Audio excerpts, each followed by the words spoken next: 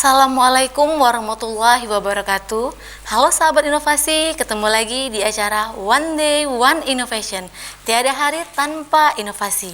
Inovasi kita hari ini adalah pirolisis sampah plastik menjadi bahan bakar. Seperti apa inovasinya? Langsung saja kita sapa terlebih dahulu narasumber kita hari ini. Ada ibu dosen yang cantik, Ibu Insinyur Erna Yuliwati MT PhD. Apa kabar Ibu Erna? Selamat datang sehat, di Balikbangda, Provinsi Sumatera Selatan. Sehat Ibu? Alhamdulillah sehat. Alhamdulillah sehat ya Bu. Tetap menjaga kesehatan meskipun di era pandemi seperti ini ya Bu ya. Iya. Nah Ibu, ini inovasinya mengenai pirolisis sampah plastik menjadi bahan bakar. Mungkin bisa diceritakan sedikit Ibu apa itu inovasinya dan latar belakangnya Ibu membuat inovasi ini. Silakan Ibu. Oke. Untuk latar belakang di sini itu saya pertama kali berkenalan dengan kelompok bank sampah. Jadi kelompok bank sampah ada beberapa memang di Kota Palembang, tetapi yang menjadi dampingan kami itu adalah di Alang-Alang Lebar. Jadi mulai dari awal kelompok tersebut terdiri dari kelompok masyarakat yang kemudian didampingi oleh waktu itu adalah dari Jepang. Itu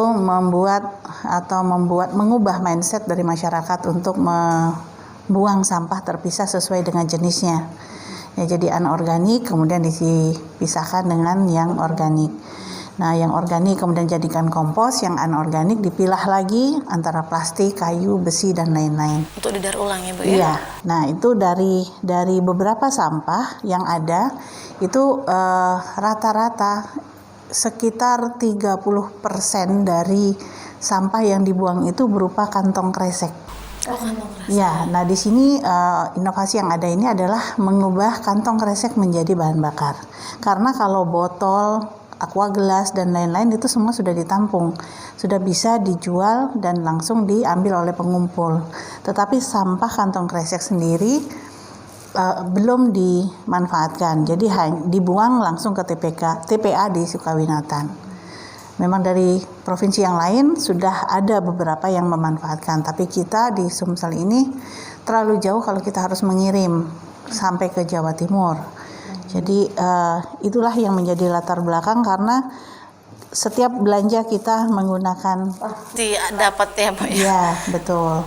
Itu baru satu belanja, kalau belanjanya banyak bisa berapa kantong plastik ya Bu ya? Kantong kiloan, gula, 1/4, sekilo, setengah, itu pun juga bisa dimasukkan semua. Dan terutama memang kami menggunakan sampah-sampah, intinya sampah plastik yang tidak bisa dijual dan digunakan, lalu itu yang dijadikan bahan bakar. Karena kalau botol plastik sudah banyak ya Bu ya, karena bisa didaur ulang kembali biasanya Bu ya. Kalau plastik kan memang tetap menjadi sampah biasanya Iya, ya Bu betul, ya. betul. Baik. Kalau begitu boleh diceritakan sedikit Bu mengenai proses pembuatannya ini dari sampah plastik menjadi bahan bakar seperti apa Bu Erna? Kalau pembuatannya itu sederhana saja, jadi menggunakan mesin pirolisis. Mungkin dilihat di sini ada standing banner yang sudah saya lihat. Jadi dalam proses pirolisis itu adalah sampah plastik langsung masuk ke dalam tangki, kemudian kita nyalakan tungku pembakarannya, lalu plastik kemudian akan mencair. Setelah mencair lalu akan menjadi gas. Dari gasnya akan mengalir, kemudian dikondensasi, lalu berubah lagi menjadi liquid yang seperti ini, seperti hasil yang sudah saya dapatkan ini. Oh, ini contoh bahan bakarnya Ibu ya? Ya, itu yang ini asalnya dari yang seperti ini dengan berwarna-warna. Ada yang putih, hijau, kuning. Boleh semuanya ya Bu ya? Semuanya masuk berbagai saja. Macam ya Bu ya? Ya. Dan yang pasti dia harus dalam keadaan bersih. Jadi setelah dicuci, kemudian kita masukkan saja langsung ke dalam tangkinya, lalu ditutup rapat, lalu dinyalakan. Dan kita tunggu dalam waktu kurang dari 1 jam sudah mulai menetes yang pertama, itu bahan bakar yang dihasilkan. Ini kalau boleh tahu Bu, sejenis apa nih Bu bahan bakarnya? Solar, bensin atau apa kelasnya nih Bu? Ini sedikit lagi sampai ke premium.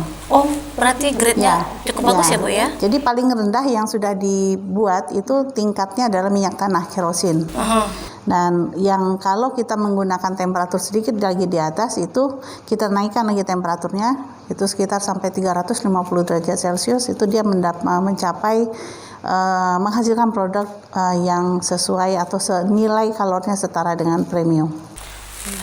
Bu, ini kalau boleh tahu kan ini kan ya mulai dari pengumpulan sampahnya, pemilahan, pembersihan Bu ya, baru dia masuk ke alat pemprosesan ini Bu ya. Siapa saja ini Bu yang terlibat? Yang terlibat untuk sementara memang semua pengurus bank sampah dan juga perempuan-perempuan semua ini. Jadi perempuan-perempuan yang di sekitar Wonder Woman ada ya, bank Bu. sampah. Iya. Jadi semuanya dari ibu-ibu. Ini ibu-ibu semua yang bekerja mulai memilah sampah, kemudian di sela waktunya kemudian beliau mempekerjakan ibu-ibu di sekitar. Jadi hitung per jam lalu diberikan upah per jamnya. Oh, dia per jam bukan per kilo sampah plastik yang dikumpulkan ya Bu ya? Memang tugas ibu-ibu yang tadi adalah memilah. Jadi apakah yang mana yang kotor, mana yang bisa dijual, kemudian ditumpuk. Karena dari konsumen itu sebagian besar itu masih kotor dan memang masih bercampur antara botol, gelas, kadang-kadang ada yang bahan-bahan yang lain. Nah, itu dipisahkan sesuai dengan jenis plastiknya.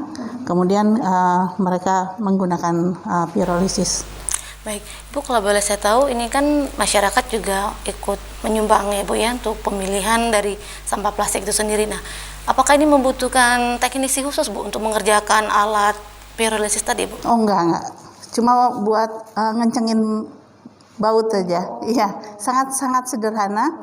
Sangat sederhana. Jadi kita bisa lihat mungkin di sini, ini ada alatnya, jenis alatnya. Dia hanya di sini saja dikunci, kemudian dia didiamkan lalu dia akan menetes ke sebelah. Berapa lama itu Bu?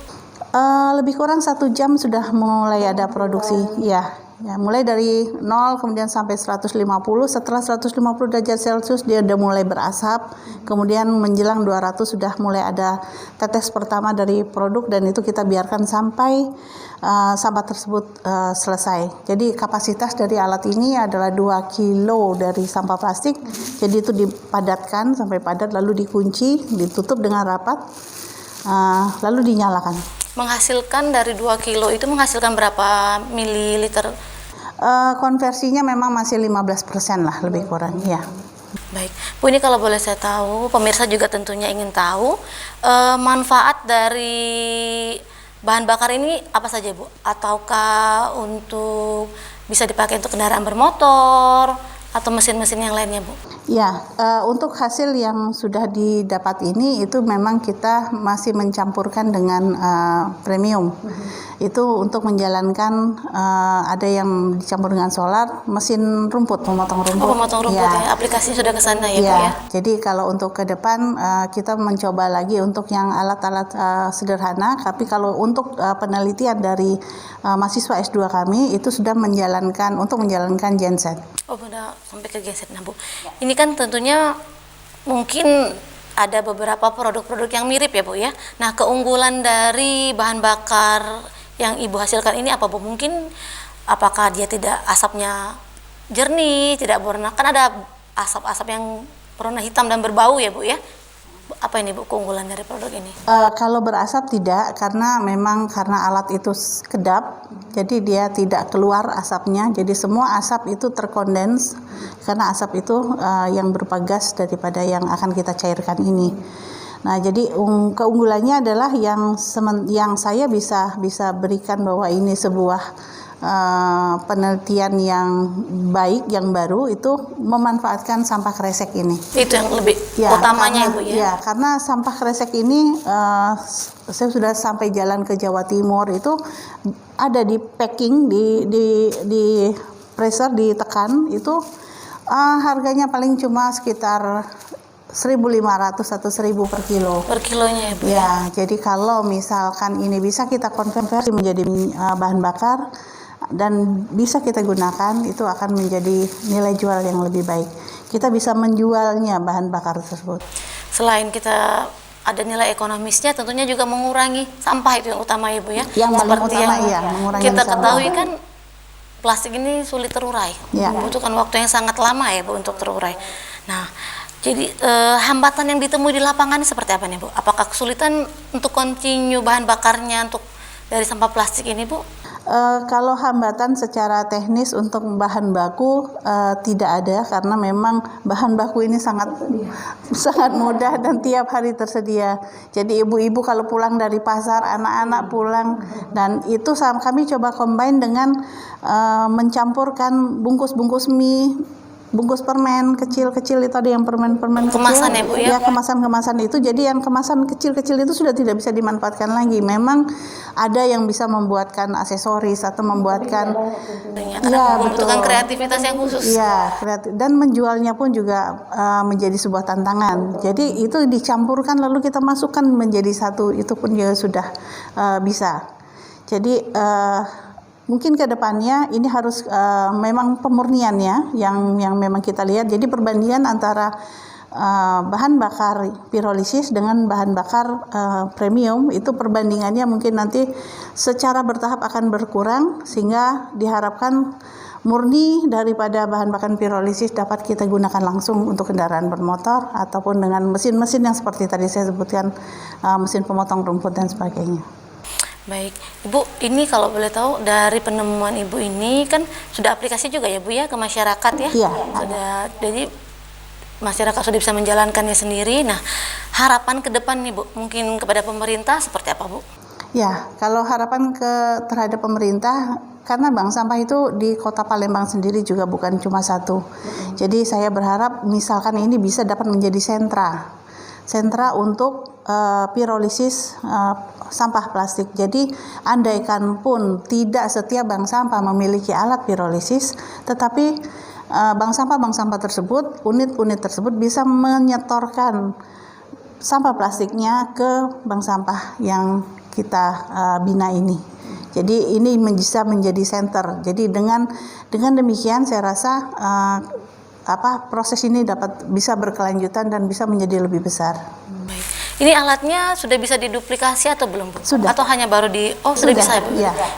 Berarti siapa saja misalnya ingin menghasilkan yang hal seperti ini Bu ya, bisa menghubungi Ibu Erna dan teman-teman mungkin ya untuk memiliki alatnya ataupun mempelajari tutorialnya seperti apa ya Bu ya. Nah, mungkin ini kan sangat menarik sekali ya Bu ya, mengurangi sampah, memberikan nilai ekonomis pada sampah itu sendiri, dan juga memajukan masyarakat juga, karena kan masyarakat bisa bekerja sama karena mengumpulkan sampahnya ibu-ibunya, karena bisa memberikan nilai ekonomi juga kepada ibu-ibunya ya Bu ya. Nah, pesan-pesan mungkin ini Bu untuk pemirsa di rumah. Oke, kalau pesan-pesan kita mulai dari merubah bahwa sampah itu adalah sesuatu yang harus kita buang. Jadi sebetulnya sampah adalah uang. Itu yang ada sebuah kalimat from trash to cash. Jadi dari sampah menjadi uang.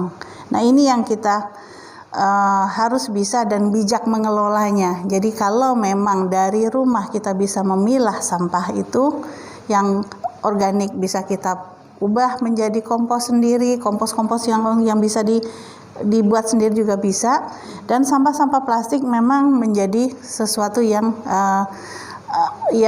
hal yang dibuang nggak bisa dipakai, bisa menjadi beban. Nah, memang kita harus sekarang mengurangi, namun tetap pasti ada aja yang plastik yang ada. Memang sedapat mungkin kalau belanja barangkali tidak menggunakan kantong plastik yang besar, tapi kalau kantong-kantong kemasan-kemasan kemudian dari makanan dan lain sebagainya itu tidak bisa dihindari. Nah, ini dari sinilah kita bisa mencoba untuk mengelolanya. Jadi sedikit mungkin menggunakan plastik. Nah, plastik yang tidak bisa lagi memang tidak harus ada. Nah, itu yang akan kita kelola.